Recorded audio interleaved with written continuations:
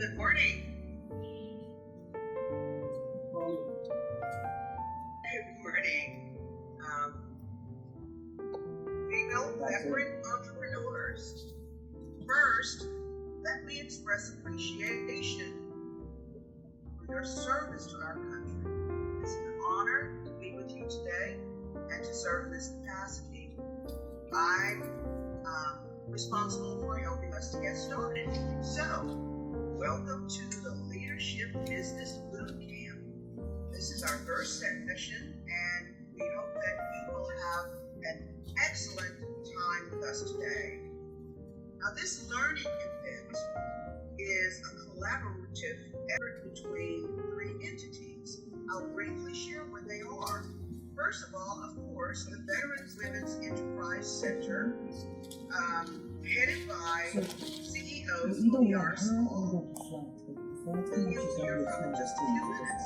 And Victory House, Business Development Center, who are present in that facility.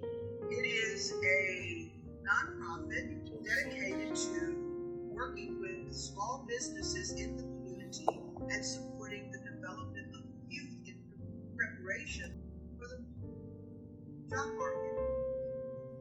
Finally, the third entity in this collaborative effort is ICLED. ICLED International. It is the International Center for Leadership and Entrepreneurial Development. Professor and CEO Olayinka is going to be our primary presenter this morning, and she will be with us shortly. So our topic for today is reevaluation of leadership strategies for post-COVID-19 survival. Our course objectives are as follows. We're going to review the concept of leadership and the essential leadership skills expected in the new normal. We're going to apply key entrepreneurship skills for business growth and development. Then we're going to assess risk and decision-making techniques for achievements. Now that sounds like a lot, but it also sounds really, really fun. So we're going to hear opening remarks by VR Small from the Veteran Women's Enterprise Center, who is... So good afternoon or good morning, everyone, depending on your location. Again, I'm VR Small. I'm the founder and CEO for the Veteran Women's Enterprise Center. We'd like to welcome our partners here today for our first leadership series.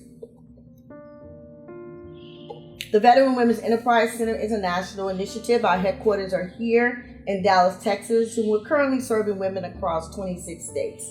Leadership is an important component in the entrepreneur journey, and we hope to continue to connect with our entrepreneur women associated with the military, which of course, first and foremost are veterans, but also active duty, reservists, and military spouse to empower you to scale for success. So this, we hope, is one of many in our leadership series. And I'll turn it over to our next speaker. Thank you, VR. Now I'm going to introduce your facilitator for this morning's session, Professor Olayinka. Ola has so many accolades and so many accomplishments that I will only address just a very few as a way of introducing her. First of all, she's a graduate from both Nigerian and U.S. universities with a doctorate in management and leadership development. She's the founder and chair of ICLED International. ICLED has been around for 20 years, delivering quality training and development for entrepreneurs and leaders around the world. Ola is also the founder and designer of an apparel and manufacturing company. I believe this was her first entrepreneurial enterprise. It certainly was a major success here in the U.S. She had clients like JCPenney, FedEx, United Airlines, Delta Airlines, and many others.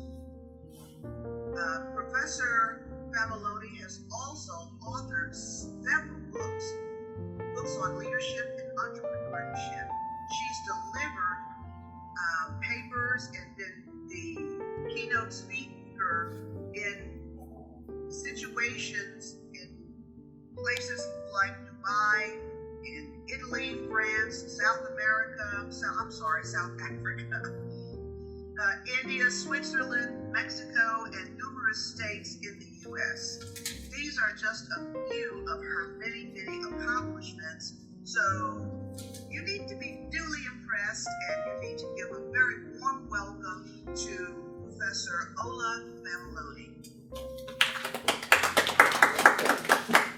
Thank you for that interesting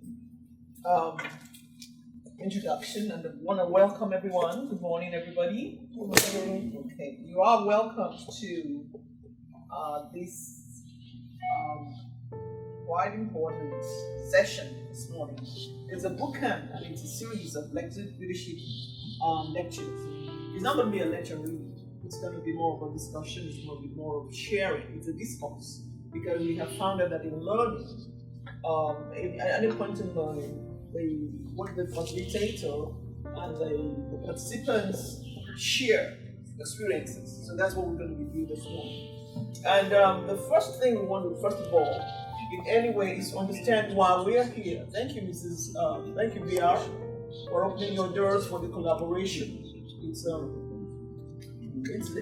indeed one that we believe is just the beginning of great things between our organizations. Now, what we're doing right here this morning is called what we call building an ecosystem.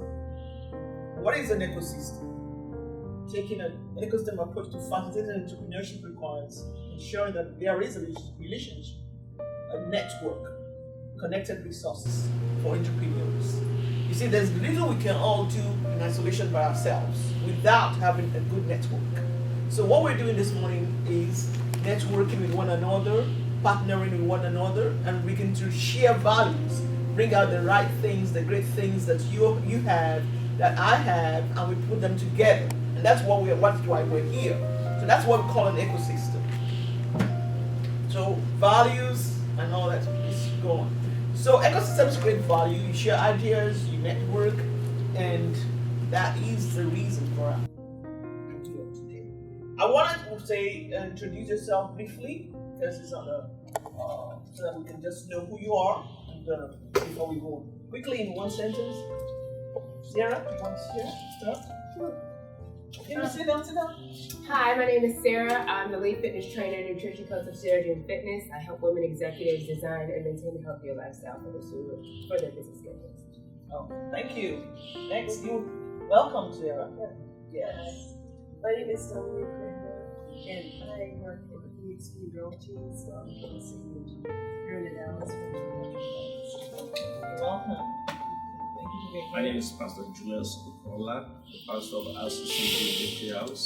I'm the CEO of All Worshiping in Dallas. Thank you, Sarah. Man of many hearts. Thank you. My name is Dr. Lumino, Timothy Lumino, a member of the team,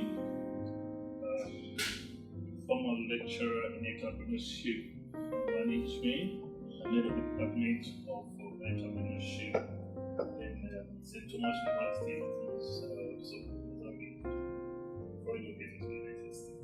Welcome, Sarah. Thank you. And the facilitator of this event and Thank you, Sarah. You're welcome, Sarah. Thank you. Our CEO, we all know who she is, of the Veteran Center. Should I help I've you? already introduced myself. already I'm introduced VR yourself. Small, founder and Okay, CEO next. for the Better Women's Enterprise Center. Okay. Next, sir. Okay, I am Pastor Philip Winnie, Bible Faith Ministries, grandparent. We also have a non-profit organization that does stuff like this called Community Impact. He invited me to join tomorrow. You're welcome, sir. Stuff like this. Wanted to know what that is. That's kind of loaded. Like what we're doing here in this region. As in leadership too. Leadership. I see. Okay. You're welcome, sir. Okay. Yes, ma'am. I am Sarita McDaniel. I am an international small business consultant. This is the 21st year of my business. The The focus is strategic business plans, clients throughout the United States and 15 countries. Okay, you're welcome. So everybody, can you wow yourselves for being here? Thank you.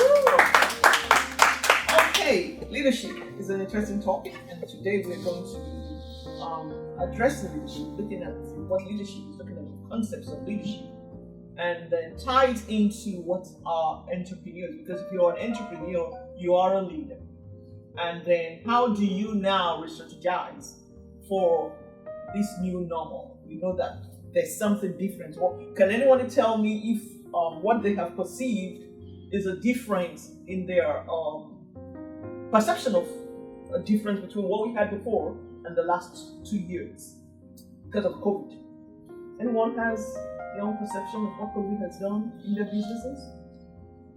Maybe brought in new ideas, new ways of marketing, what has happened? Yeah, leadership has definitely have forced me to pivot, especially being more flexible in the options of offering my clients, going from inside the gym to creating a virtual space and bringing fitness and nutrition to an online market. Oh, thank you very much. Wow. Okay. For some people, it has opened new doors. For some people, it has given new ideas on what to do. For some people, a lot of people have a lot of bad stories to say. But for people who have been able to immediately change their mindset, this is it, and we have to make changes. They have some good stories to tell. Anyone else want to say something about leadership? What has happened, or what has happened? Change, because we are strategizing. It definitely made leadership look at work differently. For a long time, we've had this perspective that people need to come to a place in order to work. And I think the last 2 years has made them realize that the place is not what's important to the work, but it's the people and the performance that they're able to achieve. Okay. And so now we're seeing remote work was happening in the 80s in the IT industry, but now it's beginning to happen across the board because people are finding other ways to collaborate. And that's going to be interesting as we look at large campuses and large buildings where people don't want to come back into those spaces. We already have a staffing shortage, so we have to look at work differently.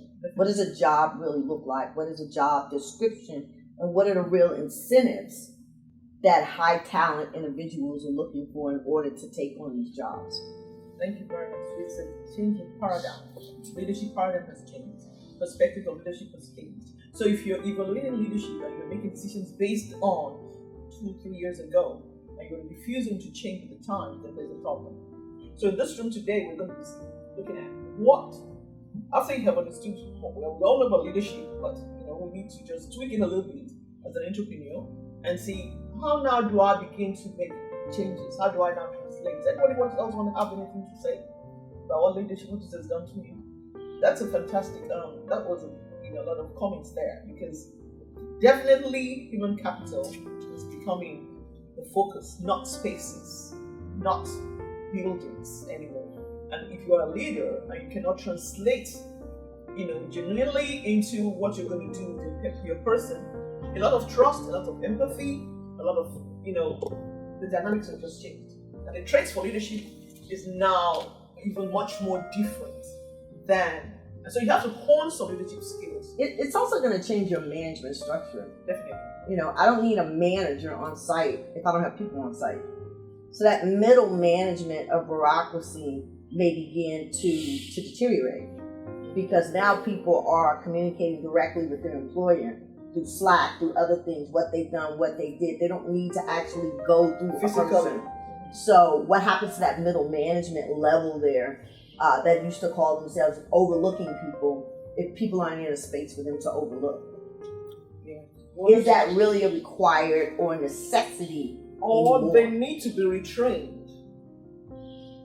They need to be retrained. Is there even a need? Or because you can't wipe a whole left layer, because they form a very large. If you look at the bottom layer in any organization, you look at the top. The top is very few, but the middle belt is a lot. Okay, so now you're talking my game, because the bottom line is that I better believe that middle belt was needed in the first place. A lot of people walking around talking but not That's actually true. doing anything. That's true. So the people that are doing the work now are actually And the people doing making it decisions. and putting it into systems that calculate it, that evaluate it, and then push it back out. So why do I need that other level to do what? That's why we're So that level is going to have to make themselves relevant. And they're going to have to show why there's a necessity now to keep this person who used to gather all this information. When all of this is automated now, through Slack, through Teams, through all these other programs, it automates all that stuff the manager used to collect and review. So why do I need that manager? For big corporations, they may keep it because it's just a part of their bureaucracy. But for smaller businesses, they may begin to realize very quickly, do I I really need this level. But you know, so also, we get a lot of calls from organizations that say to the boss, the CEO say, I don't know, if I'm not here, they can't think like me. If I'm not here, nothing happens. If I'm not here, so can you help us train these middle management people? So now, if they are not making themselves relevant anymore, then what happens? That's Good question. Thank you. Okay, so what is leadership? So what is leadership? To anyone here? What is leadership? There's several schools of thought. When we teach leadership, I can't come into this class and tell you my view of leadership and expect you to believe me. You just okay, yes, it's that. So we have to look at them over the years, and this may not be what is happening right now because this may be outdated. But let's see what they have to say. There's Chester Bernard. We always talk about him in leadership. There's Warren Bennis, Maxwell. All these people were schools of thought and leadership. And you cannot come out of this class. At least I won't be happy that you came into my class. And you cannot talk about there was a Warren Bennis, there was a Maxwell, what did they say? So leadership is doing things right. Is this still so? Leadership is the quality of behavior of individuals who are the guide people on the activities and organized efforts. Who are they guiding now? Are they really guiding people now? Where people are working from homes. You know, you're not walking into the office and say, Tom, what are you doing there? How are you doing? So are they doing that? Leadership is the ability to awaken the desire to follow a common objective. Well, I believe it so strongly in you now that I believe what you're saying and I'm going to follow you. Okay? So that's what we're looking at in leadership. Leadership now is the ability to communicate. Communicate to the followers. Be believable, be empathic, and trust. Those are the new things that we're adding to leadership. We're going to see as we come on. Can you help? So, anybody else have a concept of leadership? What is your own concept of leadership? Integrity is going to be very key as we move on. Because if they don't trust you, if they don't believe you, nothing's going to happen. Because they're not even seeing your face. I think that last one is the most important one, influencing and supporting others. That's what leaders really do. You don't have to be in the spot, but you have to be able to influence and support them in whatever they're doing, whether they're doing remotely or they're doing it in a building. And we've seen how people can be 1,000 miles away from you and be somebody you want to follow. Because their leadership inspires. And their leadership moves you in some way or another. So if you're a leader at this point now, you have to have something that is transforming somebody. Yes. Your vision. Thank you, sir. Vision.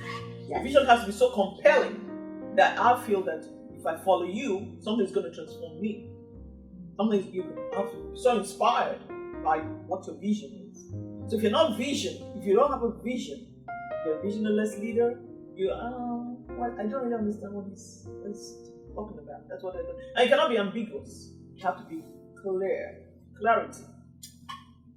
During the COVID, leaders, this didn't happen before. You see, we are in a situation where it's called a TD, where the change is so fast, very, very fast, very uncertain. Tomorrow you wake up, something else is happening.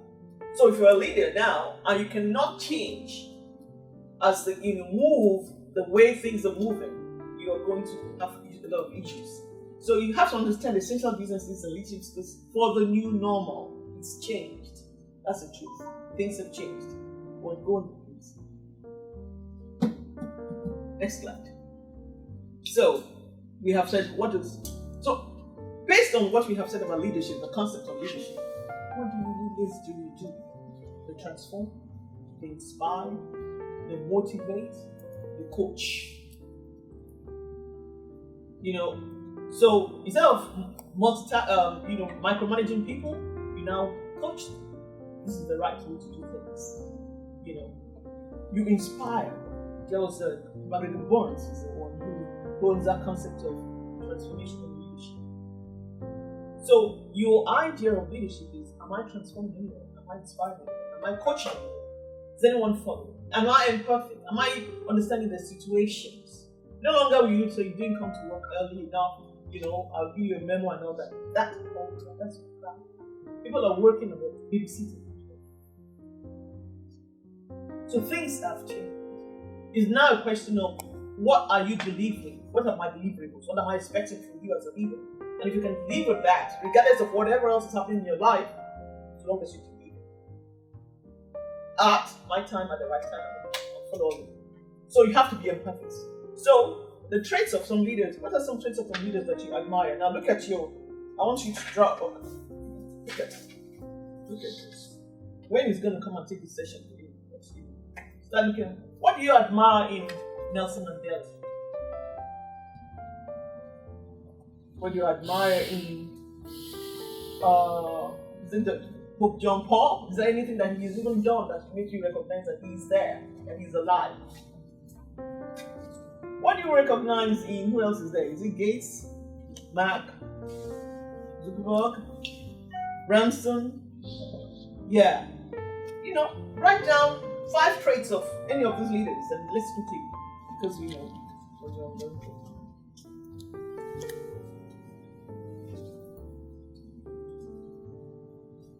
Traits of leaders. Do you have your own booklet, Miss VR? Thank you, John.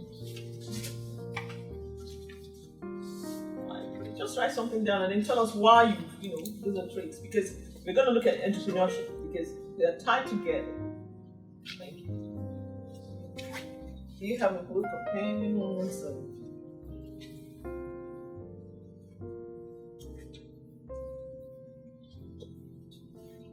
Don't worry about it. I'm good.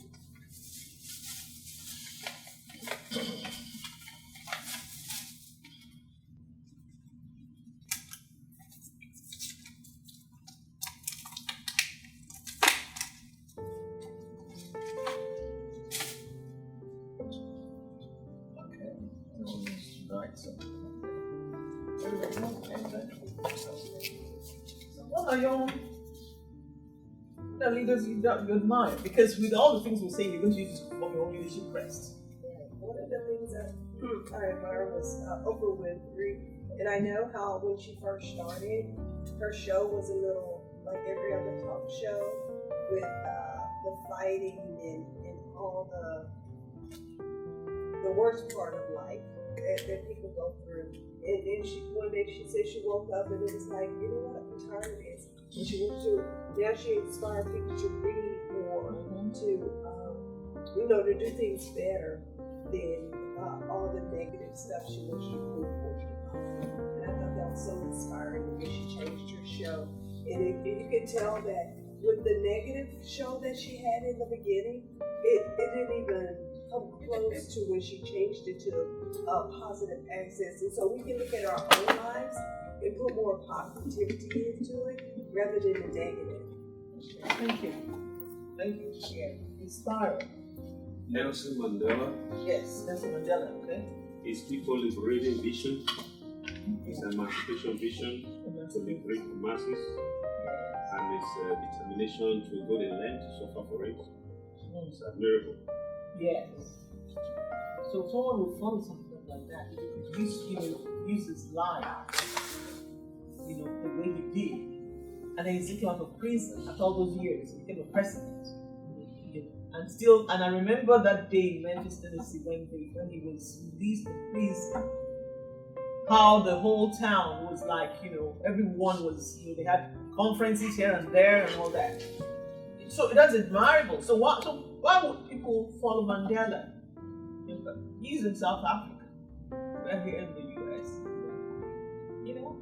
And still you could feel that this man had something to believe in. He really loved his people. He really believed in liberation. He inspired, like he said. Inspired. Anyone else? I like Musk. I like the fact that he is committed to innovation. Who's that? Elon Musk. Okay. The electric car, the thing people said, the self-driving car, people said couldn't be done. You know, going in, I don't want to go to space, but going into space. Some of the things that we look at far off into the distance and people say it can't be done or we're not going to invest in that. But somebody that have that vision and say, wait a minute, it can be done. We just got to work through it. And like you said, he's an engineer and looking at things differently. And sometimes as a leader, everybody's not going to be a step with you. Mm-hmm. But you got to have a vision that's undeterrable. Yeah. And you may find yourself on that road by yourself sometimes. Alone, most times. But you've got to stay focused because once people see where you're going and it starts to materialize, other people will join the journey. Yeah. But if you don't know where you're going, you can't possibly lead anybody else. So you've got to be willing and able to stay the course. Yeah, they're going to see something about you that inspires them. If somebody can, and then see that it's believable. And like some of the people here, I'm not sure if they're leaders. They might be successful business owners, but I'm not sure if they're quote unquote leaders. They may be leaders in industry, but not so much leaders of people. So when I think of Elon Musk, I don't really think of him as a leader of people, but I think of him as a leader in industry. And that takes us back to the issue of definition of leadership. Right. The angle from perspective that you are looking at this helps in your formalism. Your leadership opinion and definition of leadership. Did I say what, Sylvia? For what she said now, she gave us this example now that he's more of a leader in business, in business area than leading people. Yes. So I said that now helps us when we go back to our definition of leadership. That you have various definitions of leadership depending on the perspective. That's right. But can it be better qualified as a manager of a vision or an idea? You see, before leadership continued and management were like this. Mm-hmm. But with the way the world is now, they're coming almost. Because you're saying if you're a manager, and when we were in management school, it was Puckett. If you didn't know what Puckett was at that time, you have failed management class. But it's now been relegated. It's no longer the world of directing and commanding and doing all the organizing. That's before. But now, as a leader, you'll set your sights on a vision that you're so passionate about it. So if you're an entrepreneur, we're going to go into that now. If you're an entrepreneurial leader, you are going to be so passionate about it that people are going to get to you at some point and say, you must be crazy. And that takes me to Charles Branson, as a leader that is ready to take risk, innovative, perseverance, and self-determination. Self-determination. Those are points. Perseverance. Okay. Integrity is going to be a key point also. But you know what? It's really complicated because that depends on your perspective of integrity. Because we all know political leaders who have no integrity that people follow blindlessly. So I believe integrity should be big and bold there. Mm-hmm. But unfortunately, in this particular environment, integrity is not the leading force. Because there are several people who folks follow who have no integrity. But we as entrepreneurial leaders, we want to maintain integrity. We want you to say when this is a size 12, it's a size 12. When you say it's a size 10, it's a size 10. Not because of just liability, but because you want people to believe in your product. You want people to believe in your service. Yes. That is what we want to preach in entrepreneurial. Because all over the world, if some of us were to talk about what you just said now, we wouldn't leave this room for tomorrow. Exactly. So, let's look at that. So now let's look at the new normal. The COVID.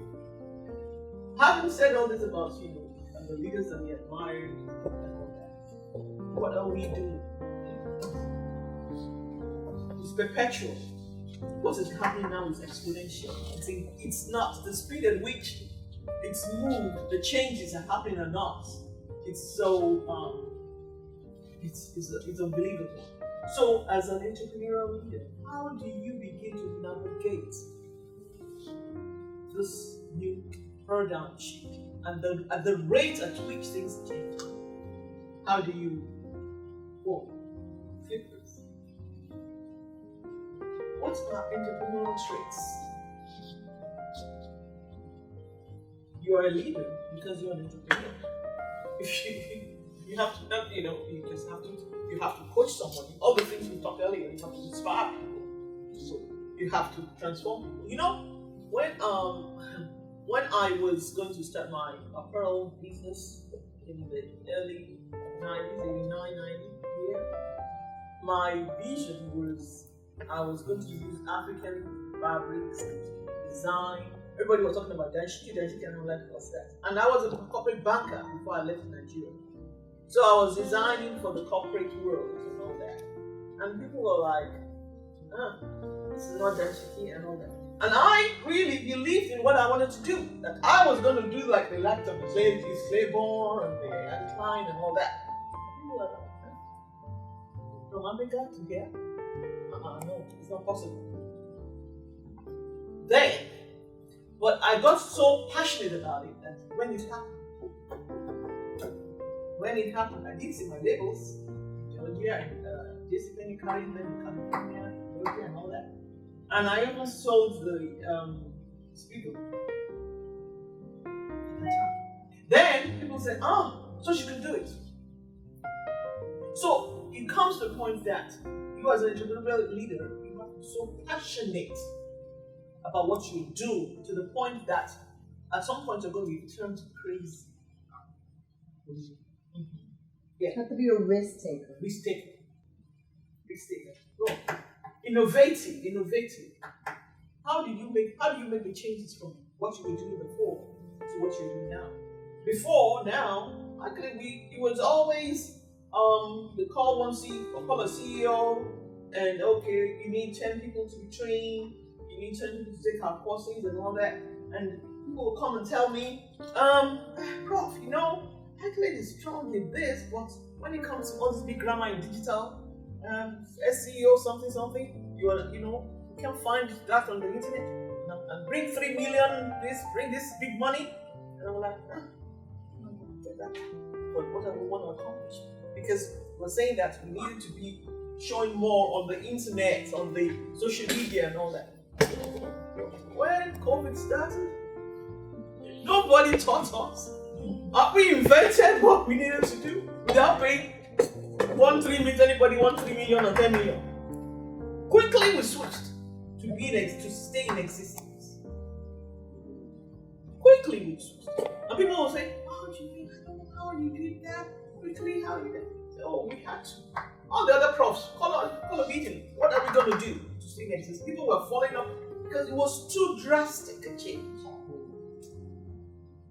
And we coached a lot of small businesses, and people were losing their businesses because they didn't know what else to do. They were just in that house. What else do we do? You see, that's one of the reasons why planning is so important. And businesses like to, wing it. But doing your annual SWOT is not negotiable. Understanding your strengths, your weaknesses, your opportunities, and your threats. Yes. Because something like this was always a threat. Mm-hmm. What happened if you can't engage your clients? What happened if the market changes? Understanding those things and looking at them every year and then creating crisis strategies. What do I do if blank happens? Puts you at an advantage, but we oftentimes don't plan. And if you don't have a plan, then you're doing exactly like you said. You're scrambling. A lot of businesses, when you call this person, I didn't know what else to do. You could see the mental switch. They couldn't handle the mental switch. Yeah. They couldn't. It was disastrous. Please keep going. So you have to now be motivated. How do you affirm ethical values as a leader? It's trust. How much do people trust what you do? How much do they trust what you do? I mean, T, that's big in your industry. You know, why would I buy a house from you? Are you giving me the best price?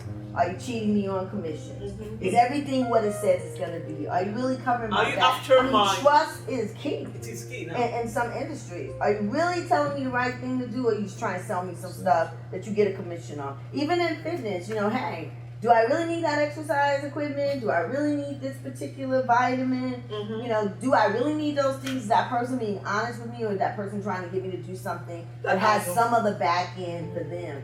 And so we do have to develop these relationships with people where they trust us, that our motives are legit, and that we have their best interests in mind. Yeah, trust now is a big trust. The trust element. Because you're going to have to make them trust you to do anything to you, to spend that dollar with you. You may want that $1 million contract, dollar contract, but if they cannot get them to trust you to deliver, and that you are even more after their interest. I know the long run, yes, you want the funds, the money, but initially it has to be, is he after me? In your business area, for example, you have to show more care about what are you eating, nutrition, what are you, how do you feel, and then so she cares about it. When that trust is established, that is now when you now go to the next phase. Right? Saying something might be a good deal for me, but not a good deal for you as a buyer. Yeah. Like, if you buy this $500,000 house, I'm gonna make a great, good money. But based on what you told me, this doesn't fit your goals. Yes. This isn't right for you. You might want to look at some other options. Being able to say that, even if the person says, "I can swing it, I can find a way to make it happen," you might need to let them know, "Hey, no, I don't think that's the right." That's a good one. Yes. And that's one there. They go back home and they're gonna think, yeah, so she wasn't really after the big money or the commission and all that. She really cared about, and that where it makes a lifelong impression. That is where we are right now. Yeah. They don't do nothing with you without trust and empathy. And that's why one of the advantages of this COVID, it brought out how the way leadership view customers. If you are still being your customer the way they will come to you, or they will be satisfied with they are used to our products, they will keep on patronizing. That's why so many organizations have problems. So as a leader, and another area that suffers, that companies take for granted, is the research department. Research department. I know when I was working in the back there, we have a research department. Our focus then is for them to study the market. So and that is why in Nigeria, sorry to use that as a sample, because the trust bank, they became the leaders in the banking industry. Because we saw these traders, they buy things for New York, and they're based in Lagos. So and they want to go and buy drugs, they can't carry millions of cash. How do they do? And then there was no internet that you can deal. So we have to find out how do we get there. We just drop our check with us at Lagos and go to the destination to go and buy your goods. Before they get there, we have already contacted the other bank that this one has dropped the check, giving the cash. So as a leader, you need to be on top of the environmental factors and circumstances to help you. And in the process, when you are doing that, you have to study the move of your client, of your customer. A lot of us are before you focus on packaging, so that you rely on people buying on impulse. That is what you do in the package, is to make people to buy on impulse. When the package is attractive, they enter there. It cannot work like before now. So as a leader, as you are thinking, you need to make members of organizations to do things. Because where you are not sitting, you are one person, they are many. But when you show them an example as a leader, you are sensitizing their thinking capacity. Yes. And where they are there, if you are good to them and you have the integrity, they will be thinking about the organization. And they will give you suggestions. Sir, this is what we can do to make this thing too. Yes. New normal, we just have to be proactive. not only yourselves, the way you carry yourself along have to change. Yes. Thank you very much for that. Also, as a leader, I think your goal should be beyond quotes, the dollar you're making. Yeah. It's to make an impact and for the client to see the feelings of belonging and their interest in your art. That actually bring customer back to you. That creates a source of referral trade. Where, you know what, I know this guy, go to him, he will do what is in your best interest. Yes. And that is what really, mirrors. I'm in business for the past 18 years. I've not advertised for the past 15 years. I have business all over the world that I've never seen them, and they're still doing business with me. Even I'm doing a low-key business because of my pastoral job, and I still sustain my staff as if I've been working for the same staff I've been working for the past 15 years. And it's nothing but referral. Yes. And that is where things are going now. So what's happening to all the big edifices? So, Bases. for sale. For sale. Thank you so much. So time management, managing your time. You have to be technology savvy. I know I need to be more of that. Cultural resilience, because it's a global world. So you're interacting with people. If we had the Zoom thing, we'd have had a faculty from India and this and all over the world, in this class now. But you have to culturally, be well, attuned. Agile leadership, technological service. So for me, I'm believing that with all this, you're going, what way am I expecting you to do? So now, you really, as a leader, now need to re-strategize. You can't do what you were doing before, or what the book says, or what your how you say this was the thing, if you really broke, don't fix it, and all that stuff. Things have changed. So you really now need to move differently. You now need to move differently. And before we come on to the your leadership crest, that Wayne is going to come and take you back, because we have I'm trying to stop it to our 1 o'clock time. What is the role of business leaders in defining strategy that shape your businesses and successes at the core? Have a clear mission, define your priorities, set business objectives. That is what leadership do. What are your priorities? What are your goals? What is your vision? Where do you want to be in the next 5 years? You can't teach strategy without talking about vision, mission, objectives. You have to maintain, what are you changing? So you're going to have in one column your priorities, what you were before, what was your mission before, in one column, and don't worry if you are someone who gets you a board, so you can write on the board. Yeah. Your mission, what are your objectives? What were they? And where are you going in the column? Because they cannot be what you have now, yesterday cannot be the same thing now, because there's a shift in product. Okay, so you now have to be a communicator as a entrepreneurial leader. How you communicate? If you look at the world when COVID started, some of them didn't know how to communicate with people. People wanted, tell us what is going on. You have to be a listener. A trust builder, we've been saying that. Candid, expressive. Empathizer. You can no longer say, you came to work too late and no. That's the time it's gone. What did you do? Did you deliver? That's the question. Questions has changed. Not that you came late 9 to 5. That doesn't matter anymore. But here's the work, here's the delivery. It's interesting. There was a woman on 11 this morning who was talking about a job that she had, and she's working remotely now in a senior position. And they asked her, what would they have to pay you for you to change that lifestyle and go back to the way you were. And she has like a smaller child. She was like, I don't think there's a salary for that. She's like, my life is different. You know, I can wake up with my kid and I can take them to school and I can pick them up from school, but I can still do all the things that I needed to do for my job. And I don't have to go to a place to do that. I just need my tools.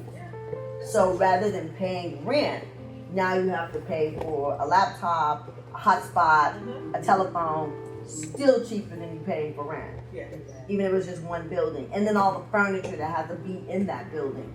But a lot of people are still old school. I was just at a meeting yesterday with Charles Schwab, and their campus is out in, is it Rock Lake or Rockland?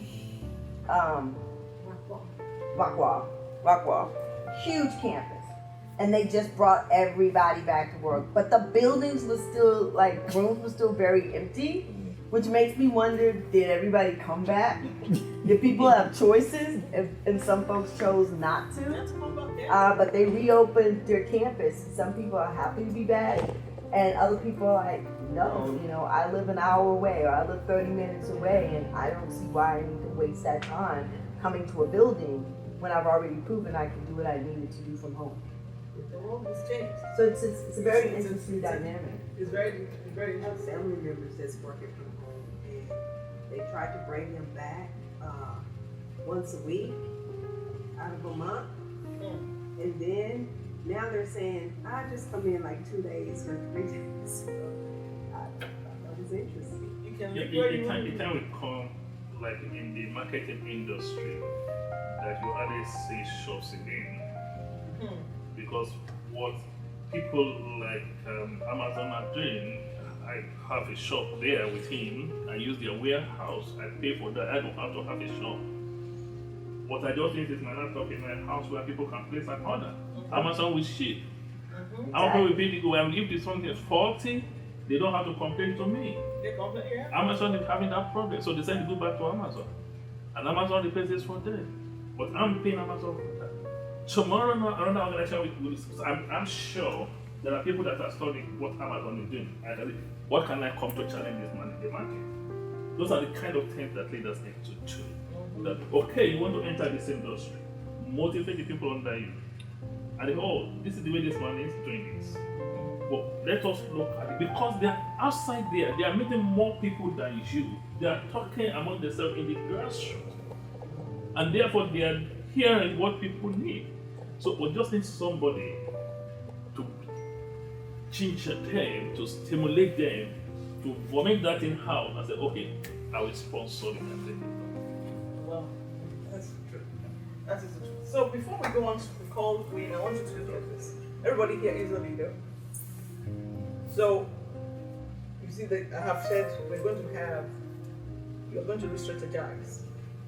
And whatever you strategize here, you're going to go back to your team, your core team in your organization, and come back and tell us what you're doing differently.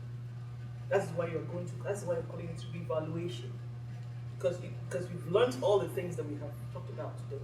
I can give an idea, I can go around the room and say, okay, what did you learn, what did you pick from what we have said this afternoon or this morning? But you have to still go back. That is why you have this catwatch in your folder to develop a crest. And we're going to have Wayne come and talk to you about this activity so that we can close the class.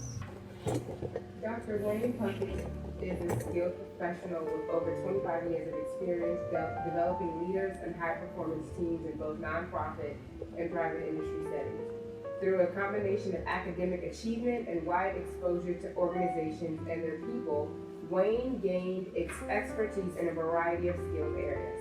She has worked at organizations such as FedEx Express, St. Jude Children's Research Hospital, and Shelby County Government, where she headed the training, workforce development, and quality assurance functions.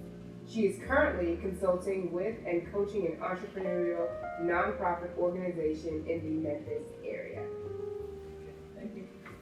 We had a wonderful time listening to all of the various aspects of leadership, especially as it relates to how we deal with the world. I would like to challenge you with an activity. you are to develop a personal coat of arms. Personal meaning for your organization. It represents your organization. What in the world is a coat of arms? Okay, you've seen crests on medieval shirts and in movies where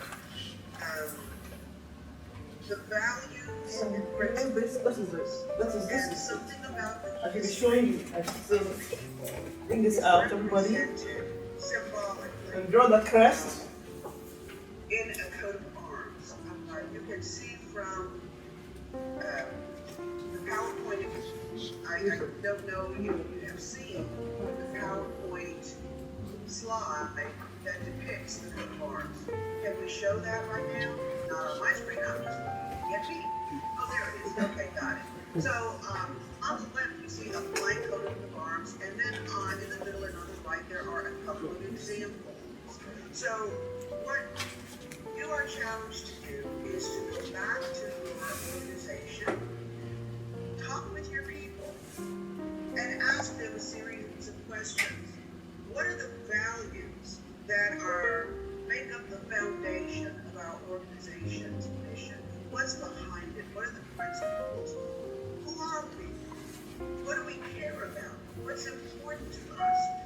If we are to pursue our mission, how do we go about it in such a way that we are remaining true and consistent with a set of values, things that are important to us, that we believe in? And if we can establish what those values are, then as we pursue our mission through our programmatic activities, we can determine whether or not we have strayed, whether or not our focus has shifted. Well, wait a minute, I thought we said it was important for us to behave this way towards our vendors or towards our customers. And if we make this choice, then are we straying away from that? So a coat of arms can be a very important part of establishing who you are as a team and getting people who work with you on board with that. So you will be given a piece of paper or cardboard, or if you are remote, then just take a blank piece of paper. Again, sit down with your people and talk about your values, and then have an activity with them where you create symbolically a representation of those values in coat of arms. And you bring that back to the next session, and we'll talk about it. Thank you. Yeah, let me just make one more comment to what. Are there any questions about the assignment? Question? No. Okay, good. Then I am going to close by asking Professor Julius to have some final words. And thank you for your time. Thank you. Yeah, let me just make a comment before Pastor then comes in, the director comes in. Now, I introduced the issue of this. I remember when I was selling wristwatches with logo of company, customized wristwatches, and I wanted to break into the market. And I decided to take a slogan. If your logo is important to you, wear it. And that helped me. I was trying to talk to the executive of, yeah, you spend so much money to get people to design a press release and a logo of organization for you, which portrays your idea of what you are doing in your organization, what you believe in. So I said, okay, if that is what it is, your staff know the importance of that thing. So what you do to be, when they wear that thing in their heart, you are putting the ideal of your organization before them. So if you believe in the principles of this organization, if you believe in this Christ, then wear it. And I was selling. Yes. Because so many people, what I introduced to them, a new perspective of thinking about the logo of organization. Most organizations, they have logo, they have Christ, but only when the staff know the reason why they have it, or know the implication or the meaning of what they put on there, they just do. And they represented something that you can sell or impart in your worker that has tended to work for you. And we thought that does anyone have a takeaway? Can anybody in one word or two help us to concept? Give us what the yes. My takeaway is that we are leaders of the vision. That was the main takeaway for me. Instead of only leaders of people. Anyone else take away? The goal is never accomplished without a leader. So everything rises and falls on leadership, so they say. So not being able to be strategic and visioning actually does not let any vision be accomplished. What would we do differently? That's the thing. What would we do differently? Based on all you said today. Is to go back and do some reviews with my people and see how we can aim for another level. Yes. Yes. I don't believe that things should be the same way. What's the takeaway for everyone else? Sarah? Transformation is not just from the leader, it's actually to the people as well. And you can only transform people if you are someone that you believe in your vision. You believe that where you're going and where you're leading people is worthwhile and will ultimately change the course of their life. And that shows that we need to make the followers know and believe in the vision that we are giving them. Not just say, I'm coming to the office to work for you. I don't want you to just come and work for me. I want you to believe in my vision. Because if you come to work for me, then you are just thinking about taking your pay at the end of the day, or the end of the week, and no. And that's not what I want with my staff. I want you to believe in what I am doing as a passion.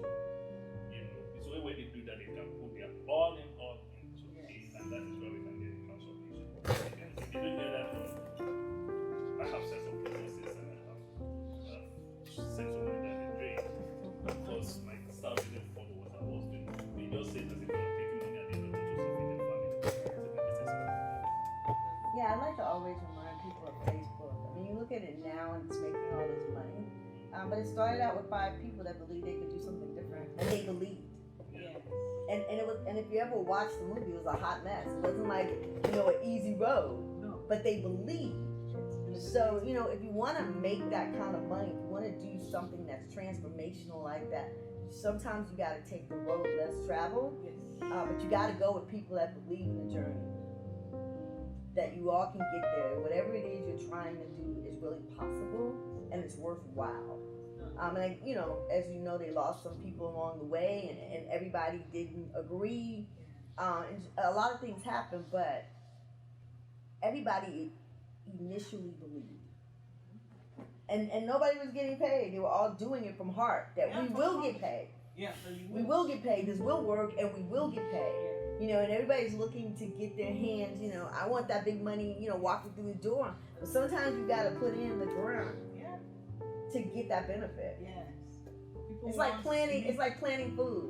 You gotta till the ground and all that crap to put it in there before you get the food. Yeah. If you don't do that, you're never gonna get the food. And you don't know how long it may take. Exactly. And you're not gonna get paid to do that. You gotta just do it in order to get the food.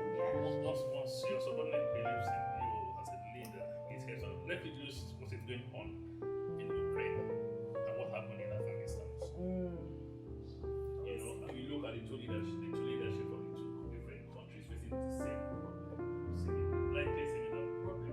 One failed, one is not sustaining yet, but the people are ready to dive forward to support their leader. But leaders are planning, so what do I do to support them? If the leader is not ready to do that, or if the leader is calling you, you are looking for another country to come and defend you. Country that have helped you, has equipped you, support you with so many resources, and you're not going to come and die for us, and you are not ready to die. So if you as a leader are not ready to put all into what you are doing, you don't expect your subordinate to do the same. I mean, just imagine that. People thought that would be over in, what did he say, 3 days? And we're months in because people refuse to sit down and just let you take something that belongs to them. And so it just lets you know how that determination is so important. When you say, I'm not going to let this happen, or I'm going to make this happen, makes a huge difference. And a lot of times you have to be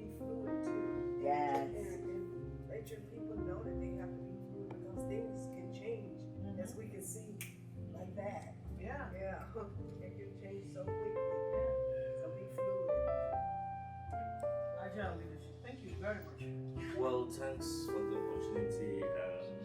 In rounding up, I will just summarize it into just ROI, return on investment. Our relationship as a leader, how do you relate to your followers? Is it vertical, horizontal, or both? And your relationship will determine how much they trust you. And the more they trust you, the more they are ready to follow you anywhere. And as a result, you tend to make impact in their life as well. And orientation is very important.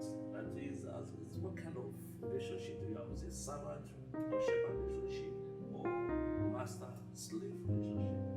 That goes a long way on how they are ready to lay their life for you.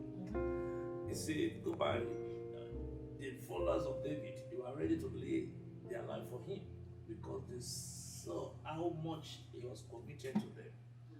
And upon all, we expect to get good results from every effort we make. And the more you are able to sow into your followers, the more you are ready to get something back from them. And when you are getting something back from them, it will not be the same thing as you have impacted them. It will be a multiple force. So as leaders, we should be able to know that our followers are very important and they can take us to the next level. Like the man on Facebook started with 5 people. By the time all the synergy comes together, it's the result we are seeing. Thank you. Yeah, and it's a blessing when you have people like this who believe in something. You know, like you're in this room now. This is the first time this session, and believing that those are people who come spread the word.